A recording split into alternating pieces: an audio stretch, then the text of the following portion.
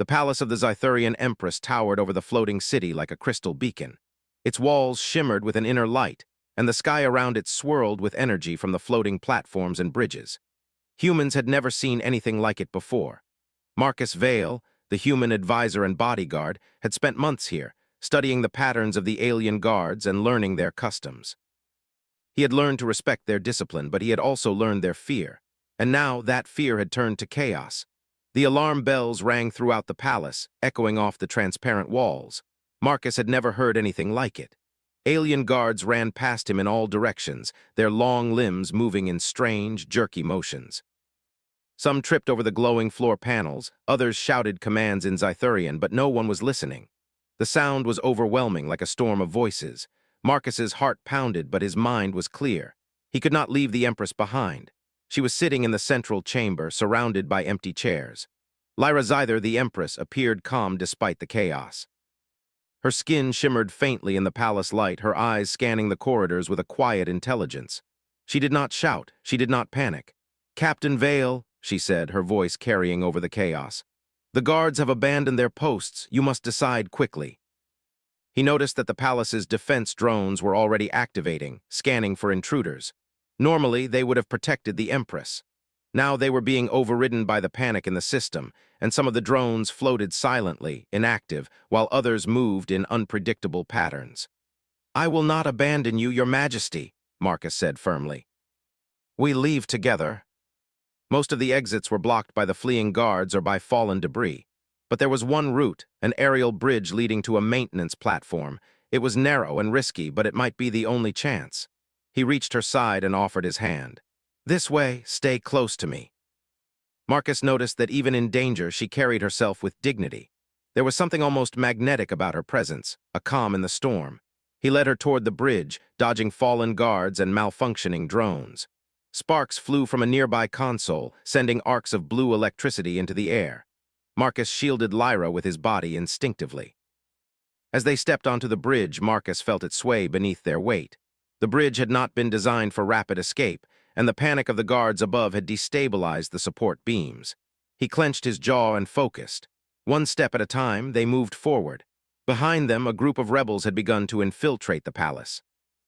Marcus caught sight of them as shadows moving across the far walls. They were human in shape, but with alien armor. His stomach tightened. He had to keep the Empress safe no matter what. "Can you manage on this bridge, human?" Lyra asked calmly. "I can," Marcus replied, "but I need you to trust me completely." They had almost reached the middle of the bridge when it trembled violently. A support beam gave way, sending a section of the bridge twisting downward. Marcus grabbed Lyra's hand and pulled her back just as the floor beneath them cracked. "Careful," she said, her voice steady.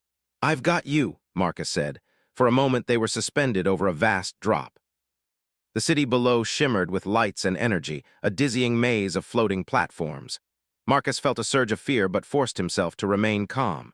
Panic was contagious, and if he lost control, Lyra would be in danger. He took a deep breath and led her forward again, testing each step before putting his weight down. The bridge was old, and the rebellion's attack had left it unstable. Every movement had to be precise. He noticed a small maintenance hatch at the side, just wide enough for the two of them to squeeze through. "This way," he whispered. They climbed through the hatch, finding themselves on a narrow service platform. The air here was colder, and the hum of machinery filled the space. Marcus pressed Lyra against the wall as a drone passed overhead, scanning for movement. The machine floated silently, its sensors glowing red. Marcus held his breath. The drone moved past them without noticing. "Human, you are very patient," Lyra said quietly. "I have to be," he replied. "If I lose focus for even a second, we could fall, or worse." As they moved through a maintenance corridor, a group of fleeing guards blocked their path. They were arguing in Xythurian, gesturing wildly at the chaos around them. Marcus stepped forward. "Clear the way," he commanded in the basic language of the Empire, a mix of Xythurian and human terms. The guards hesitated, then reluctantly moved aside, muttering curses in their alien tongue. Marcus and Lyra passed, and he could feel their eyes on him. They did not understand why a human was risking everything for an alien empress, but he did not care. The corridor ended at the base of the aerial bridge leading to the relay tower. Marcus looked up. The path was long and exposed, but the structure seemed intact. He took Lyra's hand again. "Ready?" he asked. Lyra nodded. Always. Its sensors glowed red and it hummed with energy. Marcus froze for a second, then quickly reached into his utility belt and activated a small device. A pulse of energy shot out, confusing the drone systems. It wavered, lights flickering, then drifted harmlessly to the side. That was clever, Lyra said, her eyes wide. Years of training, Marcus replied with a small smile. And a little human creativity. Help is coming, he said, relief washing over him. Lyra placed a hand on his arm. You saved me, human. When all others fled, you stayed. That is rare, even among the bravest of my guards. You deserve protection. Marcus helped Lyra aboard, and as they lifted into the sky, he looked back at the palace. Fires still burned, but the Empress had survived. And for the first time, he felt that perhaps humanity could be more than observers in this galaxy. Perhaps humans could change the course of entire civilizations. As the shuttle rose above the floating city, Lyra looked at Marcus with quiet determination. You have risked everything for me, human. I will not forget this. I hope you are prepared for what comes next. And he would prove that no matter the cost. The journey ahead was uncertain, but for the first time Marcus felt hope not just for himself, but for the human race. The shuttle moved quietly through the upper air, its engines glowing soft blue as it left the floating city behind. Inside, the space was small but stable. Marcus Vale stood near the control panel, watching the sensors with careful focus. Lyra Zyther sat across from him, her posture straight, her expression thoughtful. Neither of them spoke for a long moment. The silence felt heavy but not uncomfortable. Below them, the Zythurian capital looked wounded. Floating platforms drifted out of alignment, lights flickered, and energy currents pulsed in strange patterns. The rebellion had spread faster than anyone expected. Marcus had trained for chaos, but even he knew this was only the beginning. The shuttle gave a low warning sound. Marcus stepped closer to the panel. We're being tracked, he said calmly. Not directly, but the signal net is unstable. We can't go to the Loyalist fleet yet. Hope this is enough. Marcus powered it down and turned to Lyra. We'll have to continue on foot. The outpost is a few kilometers away. The air was thin and cool, carrying a soft hum from the energy fields holding the islands in place. They walked carefully. The world here felt ancient. Crystal trees reflected the light like mirrors, and soft, glowing creatures drifted through the air like living lanterns. It was beautiful, but Marcus stayed alert. Beauty did not mean safety. As they moved deeper into the archipelago, Lyra broke the silence. Why did you stay? She asked. Marcus glanced at her. When everyone else ran, I mean. But when fear rises, duty often disappears. That is not natural. Lyra let out a slow breath. Your technology is subtle. Dust floated in soft patterns untouched for years. Marcus activated the internal systems. Lights flickered, then stabilized. Power flowed again. Lyra looked around. This place remembers, she said softly. Marcus checked the scanners. No active signals, we're safe for now. He rerouted power, repaired old shielding, and set passive sensors. Lyra watched him quietly. You adapt very quickly, she said. It's how we survive, Marcus replied. We don't always have the best tools, so we learn to use what we have. Yet one human has done more for my survival than all of them combined. We changed the game. The drones moved away, following false signals. For the first time since the palace fell, Lyra relaxed. As the outpost settled into quiet again, Lyra spoke. When this is over, she said, the Empire will change. I see that now.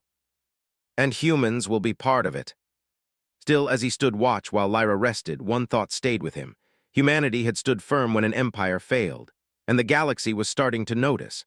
The outpost rested quietly atop its floating island, the twin suns casting soft light across the crystal plants below. Marcus Vale adjusted the sensors once again, scanning for any sign of the rebel forces. So far, none had approached. Yet Marcus knew calm moments like this were always temporary. The rebellion was clever. They were patient. They would not stop until they had found the Empress, and Marcus had no intention of letting that happen. Lyra Zyther stood near the observation window, her eyes fixed on the horizon. Even in rest, there was an elegance and authority in her stance. Marcus studied her from a distance. Her calm was not simply fearlessness, it was intelligence, awareness, and strength. He had seen it in the palace, in the chaos, and he continued to see it here, far from the heart of her empire. Captain Vale, she said finally, turning toward him, I want to understand your people better, humans. You have risked everything for me. I must know why. And we care for each other, even strangers. You did not think about honor or fear or reward, only the task, only survival and protection. You have creativity, determination, and heart. The rebels, they are trying to track us. Every tool was used not for attack, but to confuse and protect. Marcus worked with the precision of someone who had lived through chaos many times. Lyra watched silently, her admiration growing. Hours passed. The rebels probed, sending drones and false signals, but Marcus's preparations held firm. None could breach the outpost, and none could reach the Empress. Finally, Marcus leaned back, exhausted but satisfied. They will not find us tonight, we are safe. One move at a time. Where humans relied on instinct and innovation, the Zythurians relied on discipline and hierarchy. The combination, Marcus realized, could be unstoppable. On the fourth day, they set out toward the nearest rebel stronghold. It was a massive floating station, once a research hub, now a center for the uprising. Marcus had observed it from a distance. Shields were active and movement was constant, but the station relied on a single energy core. Disable the core, and the station's systems would falter long enough for them to enter safely. Marcus and Lyra traveled through the archipelagos, careful to avoid detection. The floating islands provided cover, and the natural energy fields allowed them to glide silently across the gaps. Lyra moved with surprising grace, her intelligence guiding her every step. Marcus kept a hand near hers, guiding when necessary, teaching when needed, and observing constantly.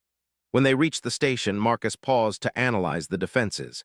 "It's automated," he said. "No guards outside. They rely on sensors and drones. We can use that." "Then we proceed." "It's delicate," he said. "One wrong move and alarms trigger instantly." She moved with confidence, following his guidance and adding her own insight. They reached the central control room. Screens displayed maps of the entire region. Marcus tapped into the controls, sending false readings and isolated anomalies across the station's network. Rebel forces on distant platforms would see phantom movements, empty corridors, and false threats. Lyra watched, fascinated.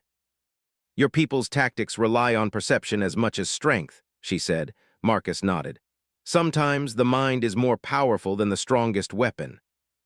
Lyra observed quietly, impressed by his understanding of strategy and improvisation. Finally, Marcus looked at her. "We're in position. We can reclaim the station without a fight. Just follow my lead." Alarms were silenced, drones recalled, and energy fields stabilized. The station was theirs not through strength, but through intelligence, creativity, and persistence. Marcus stepped back. "We did it." "You guided me too, Your Majesty. Without you, none of this works." The rebellion's reach began to shrink, not because of force, but because of the return of leadership and the symbol of courage represented by one human. Marcus stood near the observation window, looking at the stars. "You know," he said quietly, "humans are often underestimated, but we adapt, we survive, we find solutions where others see only obstacles. And today you have proved it, not through violence, but through intellect, will, and courage. Your kind is extraordinary." The rebellion would not be easy to fully defeat. Challenges lay ahead. But for the first time, he saw that humans could stand as equals among the stars, not as servants, not as tools, but as heroes in their own right. The station hummed quietly around them, a restored center of power and hope. Outside, the floating islands glimmered with light, reflecting the quiet victories of those who dared to act when others fled. Marcus and Lyra stood side by side, ready to face the future, ready to guide the Empire back from chaos. The stars stretched endlessly before them, infinite and full of possibility. Marcus felt a new sense of purpose, knowing that humanity had left its mark on an alien civilization. The Empress looked at him, trust and respect clear in her eyes, and Marcus knew without doubt that humans could rise to any challenge, no matter how vast, no matter how alien. The galaxy was vast, uncertain, and dangerous, but together, human ingenuity and Zythurian wisdom could face it all. And that thought brought hope, not just for Marcus, but for all humans who would follow in his path, proving that courage, intelligence, and loyalty could change worlds. And so, the Empress returned to her rightful place, not through sheer power, but through guidance, strategy, and the unexpected heroism of one human who refused to run when others fled. The future of the Zythurian Empire had begun to change, and humanity had earned its place among the stars.